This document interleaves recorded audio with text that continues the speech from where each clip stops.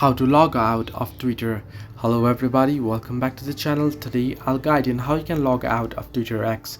Now if you're logged into your account on Twitter and you're confused on how you can log out since you cannot get that log out option anywhere, so let me guide you. It's quite simple and easy actually. You might want to simply open up your Twitter X here. You can see I'm logged in. What you want to do is you want to tap on the profile icon that you can find at the top left corner of your screen. Now once here, what you want to do is you want to tap on the settings and support at the bottom of your screen.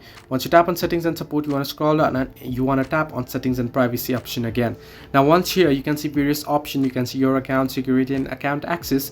What you want to do is you want to tap on your account option there at the screen, and then here what you want to do is you want to tap on account information again. Now once you tap on account information, and boom, you can see the logout option here. You want to simply tap on logout and it'll ask you logging out will remove all extra data from this device. You know, simply tap on logout and you'll be logged out of your device. So this way you can easily log out of Twitter. Hope this helped you. Do like and subscribe, and do not forget to leave a comment down below if you have any further issues.